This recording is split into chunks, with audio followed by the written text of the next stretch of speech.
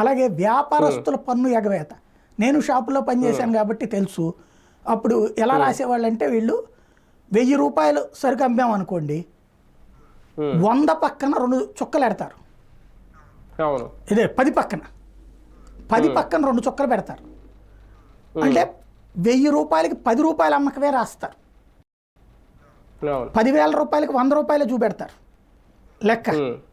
ఆ రోజుల్లో ఎందుకని అంటే వాళ్ళ తప్పు కాదు అది, వాళ్ళు పన్ను సక్రమంగానే కడదాం అనుకుంటారు. కానీ పన్ను కట్టించుకునేటటువంటి సేల్స్ ట్యాక్సా లేకపోతే ఎక్సైజ్ ఇట్లా రకరకాలు ఉండే డిపార్ట్మెంట్లు, 7-8 ఉండే.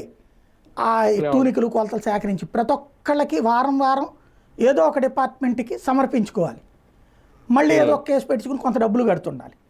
కాబట్టి ఈ పన్ను ఎగేస్తే 100 రూపాయలు పన్ను ఎగేస్తే 60 రూపాయలు లంచాల కింద పోతాయి.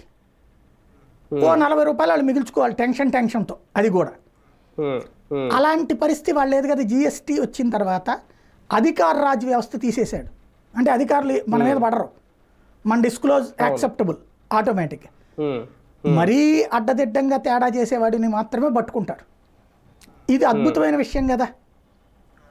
దానివల్ల అందరూ జిఎస్టీ కడుతున్నారు. ఇప్పుడు మూలం దగ్గర పెట్టారు. కానీ జిఎస్టీ వచ్చిన తర్వాత ఎంతవరకు దేశ ఆర్థిక ప్రగతి పురోగతికి ఉపయోగపడింది సార్? అది చాలా. అంటే ప్రతిపక్షాలు అయితే వ్యతిరేకిస్తున్నాయి మొదటి నుంచి.